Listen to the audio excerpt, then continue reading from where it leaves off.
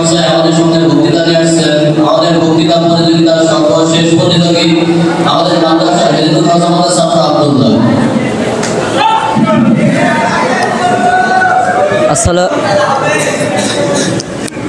আসসালামু আলাইকুম ওয়া রাহমাতুল্লাহি ওয়া বারাকাতুহু। نحمده ونصلي على رسوله الكريم أما بعد فأعوذ بالله من الشيطان الرجيم بسم الله الرحمن الرحيم قل هل يستوي الذين يعلمون والذين لا يعلمون إنما يتذكر أولو الألباب صدق الله العظيم وقال النبي صلى الله عليه وسلم طلب العلم فريضة على كل مسلم ومسلمة أو كما قال عليه الصلاة والسلام تعليم ইসলাম বাংলাদেশের অন্যতম শিক্ষা প্রতিষ্ঠান ঐতিহ্যবাহী জামিয়া আরাবিয়া সিদ্দিকিয়া দারুল উলুম মাদ্রাসা সিদ্দিকিয়া ছাত্র কাফিলার কর্তৃক আয়োজিত অধ্যকার মাসিক প্রতিযোগিতামূলক বক্তৃতার সেমিনারের সম্মানিত সভাপতি সুদক্ষ পরিচালক ও ন্যায় নিষ্ঠার কর্মহাদ্য বিজ্ঞ বিচারক মণ্ডলী ও আমার সামনে উপস্থিত বাংলার দূরদূরান্ত থেকে আগত এলএম পিপাসু ছাত্র ভাইয়েরা সকল পিতানায় আমার পক্ষ থেকে আন্তরিক শুভেচ্ছা অভিনন্দন। প্রিয় সাথী বন্ধুগণ, আজ আমার আলোচ্য বিষয় হলো এলএমের গুরুত্ব ও ফজিলত সম্পর্কে।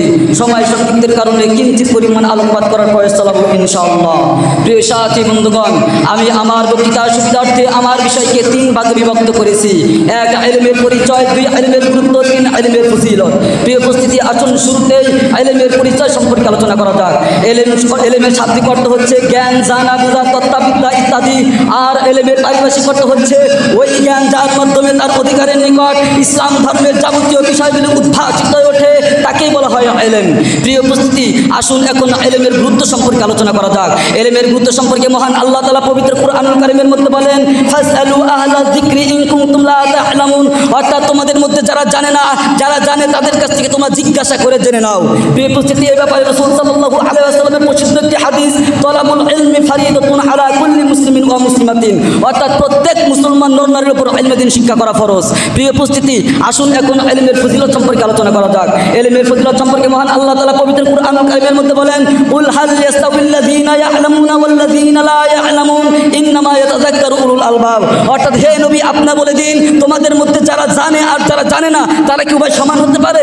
অপরদিকে রাসূল সাল্লাল্লাহু আলাইহি অপরদিকে মহান আল্লাহ তাআলা কুরআনুল কারীমের মধ্যে বলেন, ইয়ারফাইল্লাহুল্লাযীনা আমানু মিনকুম ওয়াল্লাযীনা উতুল ইলমা দারাজাত, অর্থাৎ তোমাদের মধ্যে যারা ঈমান এনেছে এবং যাদেরকে ইলম দান করা হয়েছে আল্লাহ তাআলা তাদেরকে উচ্চ মর্যাদা দান করেছেন। প্রিয় উপস্থিতি, এই ব্যাপারে রাসূল সাল্লাল্লাহু আলাইহি ওয়াসাল্লাম বলেন, মান খরাজা লি তলাবিল ইলমি ফাহুয়া ফি সাবিলিল্লাহি হাত্তা ইয়ারজিআ, অর্থাৎ তোমাদের মধ্যে যারা ঈমান অন্বেষণের জন্য বের হলো তারা আল্লাহর রাস্তায় বের হলো যতক্ষণ না পর্যন্ত সে প্রত্যাবর্তন করে।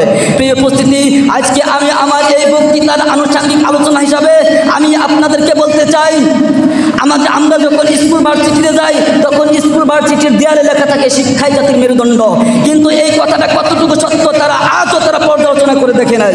প্রিয় উপস্থিতি, আমি আপনাদেরকে বলতে চাই, শিক্ষায় যদি জাতির মেরুদণ্ড হতো তাহলে আমার দেশের বড় বড় শিক্ষিত বুদ্ধিজীবীরা কলমের খুসার কারণে আমার সোনার বাংলাদেশ থেকে লক্ষ কোটি টাকা পাচার করে বিদেশে পাঠানো হতো না।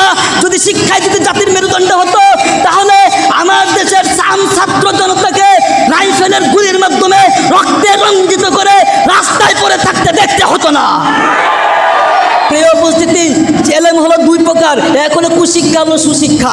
এখন আপনি যদি কুশিক্ষা অর্জন করে যদি বলেন শিক্ষায় জাতির মেরুদণ্ড, আর এই শিক্ষা নিয়ে যদি আপনি সমাজ পরিচালনা করেন, রাষ্ট্র পরিচালনা করেন, খোদার কসম আপনার সমাজ, আপনার রাষ্ট্র ধ্বংসের মুখে পতিত হবে, কোনো সন্দেহ নাই।